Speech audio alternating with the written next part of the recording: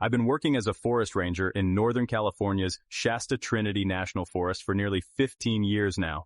It's a job I love, mostly because of the isolation. It's peaceful, no crowds, no noise, just me and the wilderness. I've been stationed all over the forest, from more popular spots around the Shasta Lake to the deeper, more remote areas near the Trinity Alps, where you hardly see a soul.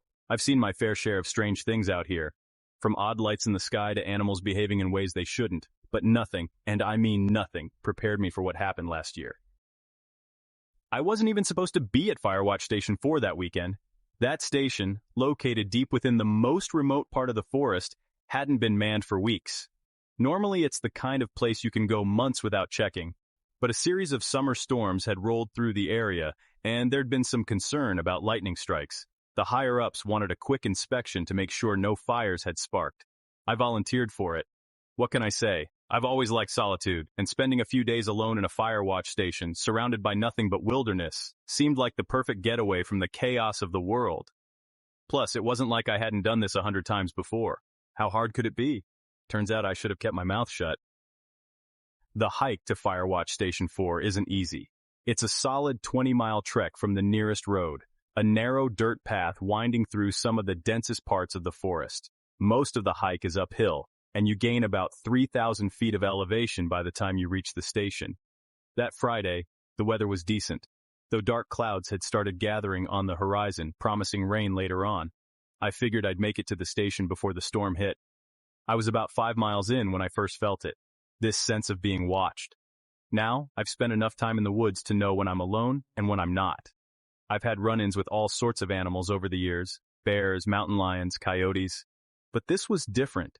I couldn't shake the feeling that something or someone was tracking me. I'd stop every now and then, pretending to adjust my pack, just to listen. Nothing. Just the sound of the wind rustling the leaves and the occasional call of a bird. I pressed on, ignoring the uneasy feeling gnawing at the back of my mind. It took me most of the day to reach the station. By the time I got there, the sky had darkened with thick storm clouds, and a light rain had begun to fall. The station itself was a small, single-room cabin perched on a ridge with a decent view of the surrounding forest. The place hadn't changed much since the last time I'd been there. A little run-down, but still solid. I unlocked the door and stepped inside, setting my pack down near the old wooden table that doubled as a workstation.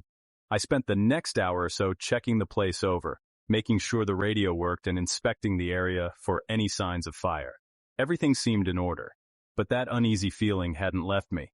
If anything, it had gotten worse. It was like I could feel eyes on me, watching from the tree line just out of sight. I even stepped outside a few times, scanning the forest, but I never saw anything. By nightfall, the rain had picked up, and the wind was howling through the trees. I figured I'd call it a night and get an early start the next morning, maybe do a quick patrol of the area before heading back. I locked the door, lit a fire in the old stove, and settled into the bunk near the window, trying to shake the feeling of unease that had followed me all day. That's when I heard a strange noise. At first, I thought it was the wind, a low, deep, moaning sound coming from the woods. But as I lay there listening, I realized it wasn't the wind. It was something else, something alive. It sounded like a howl, only deeper, more guttural, like nothing I'd ever heard before. I sat up, my heart pounding in my chest, straining to hear over the storm. The howl came again, closer this time. I jumped out of bed and grabbed my flashlight, flicking it on as I moved toward the window.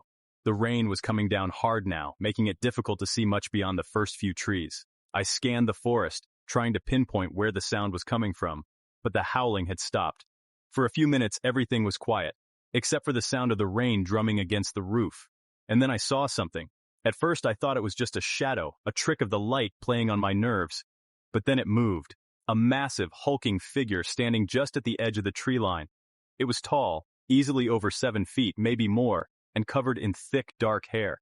I could see its outline in the dim light, broad shoulders and long arms that hung almost to its knees. It stood there, perfectly still, watching the cabin. I froze, my breath catching in my throat. My mind raced, trying to make sense of what I was seeing. A bear? No, it was too tall, too upright. A man? No, it was too big, too wild. Then, as if it realized I'd seen it, the figure turned and disappeared into the trees. I don't know how long I stood there, staring out the window, waiting for it to come back. Part of me wanted to believe I'd imagined the whole thing, that it was just a trick of the shadows and my overactive imagination. But deep down, I knew better. I'd heard stories about Bigfoot before. Hell, everyone who works in these woods has. Most of us just laugh it off, chalking it up to campfire tales and overhyped myths. But now standing in that cabin, I wasn't so sure anymore. The storm raged on outside, and I eventually forced myself to lie back down, though sleep didn't come easy. Every time I closed my eyes, I saw that figure again, standing there, watching, waiting. The next morning, the storm had died down, but the sky was still overcast, and the air felt heavy with the promise of more rain. I packed my gear quickly, deciding to cut my stay short and head back to the main road. The radio in the cabin had been on the fritz, and I hadn't been able to get a signal out to the station, but I wasn't too worried about that. My satellite phone was fully charged, and I figured I could make a call once I was a few miles down the trail and in a better position. But as I stepped outside, I felt that same unsettling sensation, like I was being watched. I scanned the forest again, half expecting to see that figure standing there, but there was nothing, just the trees swaying in the wind. I started down the trail, moving at a brisk pace, my eyes darting to the trees every few steps. The forest felt different now, more menacing. The usual sounds of wildlife, birds chirping, squirrels chattering, were gone. The only sound was the crunch of my boots on the wet earth and the occasional creak of a tree in the wind. After about an hour of hiking, I decided to take a quick break and check in with the station. I reached into my pack for the satellite phone, and my heart sank. It was gone. At first, I thought I'd just misplaced it, maybe stuffed it in the wrong pocket. But after tearing through my pack, I realized the truth. I must have dropped it somewhere along the trail. I cursed under my breath, debating whether I should turn back to look for it or keep going. The idea of backtracking didn't sit well with me, not with whatever had been out there last night. But without the phone, I had no way of contacting anyone, no way of calling for help if I needed it. I stood there for a minute, trying to decide what to do, when I heard it again, the howl. This time, it was much closer, maybe a few hundred yards away, echoing through the trees.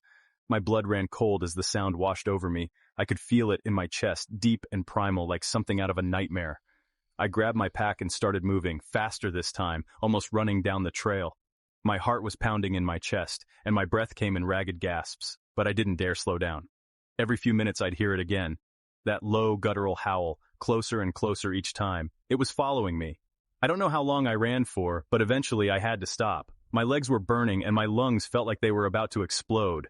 I stumbled to a stop near a fallen log, leaning against it as I tried to catch my breath. The forest was eerily silent now, save for the occasional drip of rainwater from the leaves above. I listened, straining to hear any sign of movement, but there was nothing. No howling, no footsteps. Just the quiet hum of the forest. For a moment, I thought maybe I'd lost it, that whatever had been following me had given up. But then I caught a glimpse of movement out of the corner of my eye. There, standing no more than 50 feet away, partially hidden behind the thick trunk of an ancient pine, was the same figure from the night before. My heart felt like it stopped in my chest. This time I could see it more clearly. It wasn't just a shadow or some trick of the light. It was real, a creature, massive, covered in matted dark hair, with eyes that seemed far too intelligent for something so primal. It didn't move, didn't make a sound, but I could feel its gaze locked on me. I stood frozen, unsure of what to do. If I ran, would it chase me? If I stayed still, would it lose interest and disappear back into the woods? Every instinct in my body screamed for me to run, but my legs felt like lead, refusing to cooperate. We stared at each other for what felt like an eternity, the forest around us impossibly quiet. It was only when the creature shifted slightly, its enormous head tilting as if studying me, that I found the strength to move. I don't know why I did it. Maybe some part of me thought it was the right move, but I slowly raised my hands, palms out, like you would to calm down a spooked animal. I took a cautious step backward, keeping my eyes on the creature the whole time. It didn't react. It just stood there, watching, as I took another step back, then another. My mind was racing, trying to figure out what this thing wanted, why it hadn't attacked yet. Was it curious? Territorial? Was it waiting for something? Just when I thought I might have a chance to get away, the creature moved, fast. 1 second it was standing behind the tree, the next it was stepping out into full view. My blood ran cold as I realized just how massive it was. Its head nearly brushed the lower branches of the trees, and its arms were long, unnaturally so, hanging well past its knees. It let out a low, rumbling growl, a sound that made my skin crawl. This was no curious animal. This thing was a predator, and I was in its territory. I bolted. My legs finally obeyed, and I ran faster than I ever thought possible. The trail was slick from the rain, and I nearly slipped a dozen times, but I didn't dare slow down. My only thought was to get as far away from that thing as I could. Behind me, I could hear it crashing through the underbrush. It was fast, far faster than something that size should have been, but it wasn't charging directly at me. It was keeping pace, staying just out of sight, like it was hurting me, guiding me deeper into the forest. Panic clawed at my mind as I realized the creature wasn't trying to catch me, at least not yet.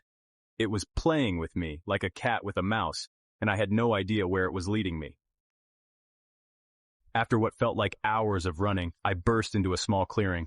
My legs were shaking and I could barely catch my breath, but I forced myself to keep going, scanning the area for anything I could use to defend myself. There was nothing, just trees, rocks, and the endless expanse of wilderness. I stumbled toward a large boulder near the edge of the clearing and crouched behind it, trying to quiet my gasping breaths. My mind was racing, trying to come up with some kind of plan, but the truth was, I had no idea what to do. I was alone, without a weapon, without a phone, and with a creature straight out of a nightmare stalking me through the woods. For a few moments, everything was silent. I strained to listen, hoping, praying that maybe the creature had lost track of me. But deep down, I knew it was still out there, waiting. I was right. The silence was broken by the sound of branches snapping, followed by a heavy, deliberate footstep. It was close, too close. My heart pounded in my ears as I peeked around the edge of the boulder. There it was, standing at the edge of the clearing, its massive form barely visible through the mist that had started to settle in. It wasn't moving, just standing there, watching. I felt a wave of hopelessness wash over me. I couldn't outrun it. I couldn't fight it. I was trapped. Then, without warning, the creature let out a deafening roar, a sound so powerful it seemed to shake the very ground beneath me. I clamped my hands over my ears, wincing in pain as the sound echoed through the clearing. When I opened my eyes again, the creature was gone. For a long moment, I just sat there, trying to make sense of what had just happened. Had it given up? Was it toying with me again, letting me think I had a chance to escape? I didn't wait to find out. I forced myself to stand, my legs trembling beneath me, and started moving again. I wasn't sure where I was going, but staying in the clearing felt like a death sentence. As I stumbled through the forest, my thoughts kept returning to the creature's behavior. It had every opportunity to attack me, to kill me, but it hadn't. Instead, it had stalked me, watched me like it was waiting for something. Then, like a bolt of lightning, the realization hit me. It wasn't alone. My stomach twisted as the full weight of that thought sank in. The creature, whatever it was, had been leading me somewhere, not away from danger, but toward it, towards them. I was no longer dealing with one Bigfoot. There were more out there, possibly an entire group, and I had walked straight into their hunting grounds. I had to get out, now. The forest was growing darker by the minute as the storm clouds thickened overhead. The wind had picked up again, whipping through the trees and carrying with it the faint sound of distant howls, more than one this time. I wasn't alone anymore. I stumbled down the trail, my mind racing with 1,000 thoughts.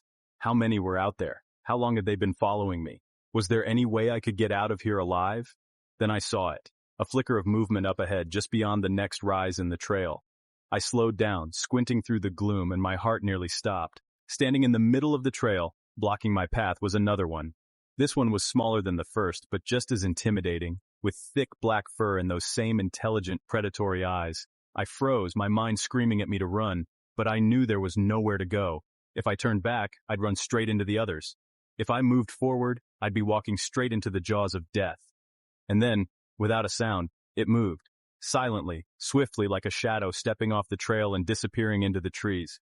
For a second, I was too stunned to move. It could have attacked me right then and there, but it hadn't. Why? What were they waiting for? I didn't have time to figure it out. I had to keep moving. By now, the light was fading fast, and the forest was becoming a maze of shadows. I couldn't tell if the creatures were still following me, or if they were waiting somewhere up ahead, but I knew they weren't done with me yet. The trail was becoming harder to follow, the rain turning the dirt into thick, slick mud. My boots slipped with every step, and I had to grab onto tree trunks to keep from falling. The wind was howling now, the storm finally hitting full force, and I could barely see more than a few feet in front of me. Then, in the distance, I saw it, the faint, flickering light of a fire. Hope surged through me as I realized what it was. Another firewatch station, one that wasn't on the map.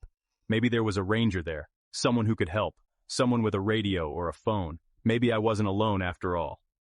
I scrambled toward the light, my breath coming in ragged gasps. The creatures were still out there. I could feel it, but I was so close now, so close to safety.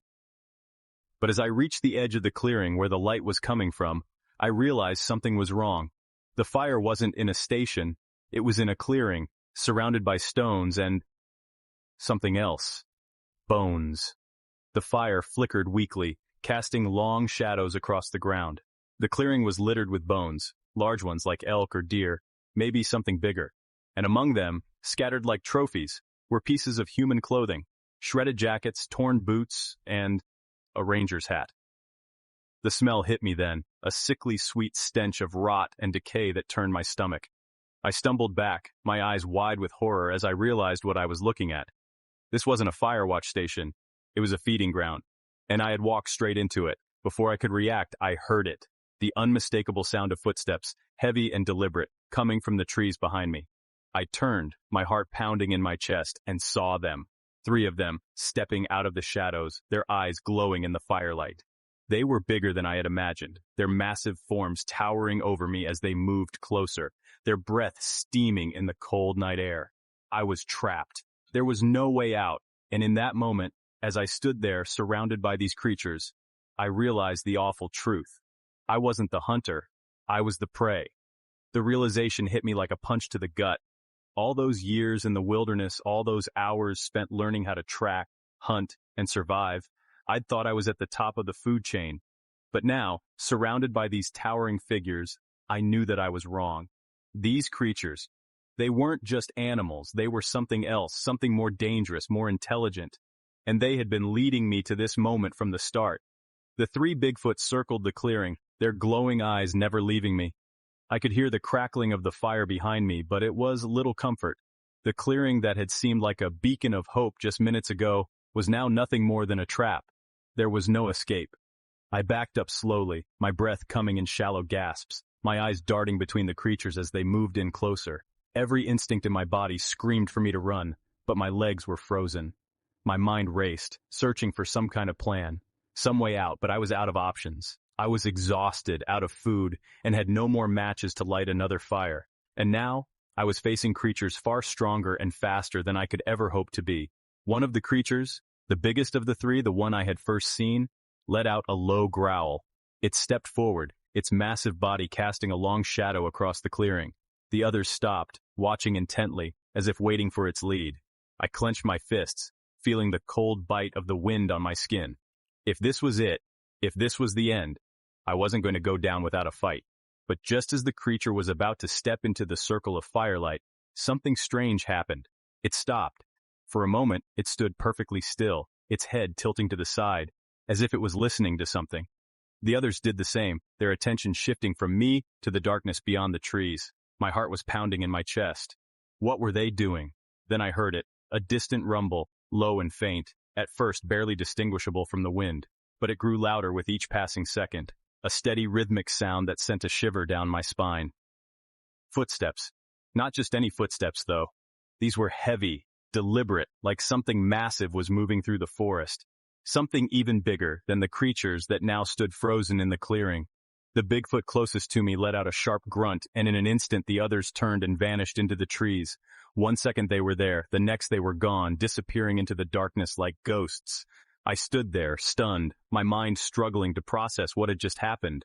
Why had they left? What could have possibly scared away? Then the ground shook beneath my feet, and I knew. From the darkness at the far end of the clearing, a shape emerged. At first it was just a shadow, barely visible against the backdrop of the forest, but as it stepped into the dim light of the fire, I felt my stomach drop. It was another one of them, but this one was different, bigger, much bigger. It stood at least 9 feet tall, its hulking frame covered in thick, matted fur. Its eyes glowed a deep, unnatural red, and its hands, if you could even call them hands, were massive, with long, gnarled fingers that ended in claws. This wasn't just another Bigfoot. This was something else, something far more dangerous. For a moment, it stood there, staring at me with those glowing red eyes, its breath coming in slow, heavy bursts. The air around it seemed to grow colder, and I could feel the weight of its presence bearing down on me like a physical force. I wanted to move, to run, to do something, but I couldn't. My legs were locked in place, my body paralyzed with fear. The creature took a step forward, its massive foot sinking into the mud with a deep, wet. Then another, and another. Each step was deliberate, calculated, like it was savoring the moment, drawing out the inevitable. As it moved closer, I could see more details. Its face, though vaguely human, was twisted, almost grotesque. Its jaw jutted forward, revealing rows of sharp, uneven teeth. Its eyes, burning with that eerie red glow, seemed to pierce right through me, like it could see into my very soul. I was going to die here. Suddenly, the creature stopped, just a few feet away from me. It tilted its head again, its nostrils flaring as it sniffed the air. Then, to my horror, it leaned down, its massive face coming within inches of mine. The smell hit me first, a rancid stench of decay and wet fur that made me gag. I could feel its hot breath on my skin, each exhale slow and deliberate, as if it was trying to decide what to do with me. For a second, everything went quiet. The wind stopped, the fire barely flickered, and even the forest seemed to hold its breath. Then, without warning, the creature let out a deafening roar, so loud and so powerful that I could feel it vibrating in my chest. My ears rang, and my vision blurred as the force of the sound washed over me. But in that moment, whether out of instinct or sheer terror, I did the only thing I could. I ran. I don't know how I managed it. One second I was standing there, frozen in place, and the next I was sprinting through the trees, my legs moving on autopilot. The forest blurred around me as I ran blindly into the night, branches slashing at my face and arms, the mud sucking at my boots with every step. Behind me, I could hear the creature crashing through the underbrush, its heavy footsteps shaking the ground as it followed in hot pursuit. It was faster than I could have imagined, and the sound of its breathing, deep and guttural, grew louder with every second. I didn't look back. I couldn't. I knew that if I did, it would be the last thing I ever saw. The forest seemed to stretch on forever, an endless maze of trees and darkness. My lungs burned, and my legs felt like they were going to give out at any moment.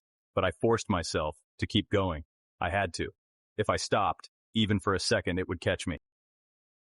Just when I thought I couldn't go any farther, I saw it, a faint glow in the distance, barely visible through the thick fog that had settled over the forest. I didn't know what it was, but it didn't matter. It was my only chance. With the last of my strength, I sprinted toward the light, my heart pounding in my chest. The creature was right behind me now, so close that I could hear its claws scraping against the rocks and roots as it closed the gap. I burst into another clearing, my eyes wide with desperation. And there, standing in the middle of the clearing, was a ranger's truck. A real one. Not a mirage, not a hallucination. A goddamn truck. I stumbled toward it, my hands shaking as I fumbled for the door. I yanked it open and threw myself inside, slamming it shut behind me just as the creature reached the edge of the clearing. For a split second, we locked eyes through the windshield. Its glowing red eyes burned with fury, and I could see the raw, primal rage etched across its twisted face. Then, with a roar, it slammed its fist into the hood of the truck, the metal buckling under the force. I screamed, turning the key in the ignition with trembling hands. The engine sputtered once, then roared to life. I didn't wait. I slammed my foot on the gas, the tires spinning in the mud for a split second before catching traction. The truck lurched forward, and I sped out of the clearing, not daring to look back. I could still hear the creature's roars echoing through the trees as I sped down the narrow, winding trail, the rain pounding against the windshield. But I didn't care. I was alive. I don't remember much of the drive back. Everything after that point is a blur. The storm, the road, the forest. I barely registered any of it. All I knew was that I had to get as far away from that place as possible. When I finally reached the ranger station, it was well past midnight. I stumbled out of the truck, soaked to the bone and covered in mud, my body trembling from exhaustion and shock. The other rangers were already inside, looking over maps and discussing the storm. They looked up when I came in, their faces filled with concern, but I couldn't find the words to explain what had happened. All I could say was one thing, over and over. They're out there, and they're hunting. To this day, I don't go near Firewatch Station 4. I've been reassigned to a different area of the forest, one that's closer to the main roads and more populated campsites. But even now, every time I'm alone in the woods, I can't shake the feeling that I'm being watched. And sometimes, late at night, when the wind howls through the trees, I think I can still hear them out there, waiting, watching, hunting.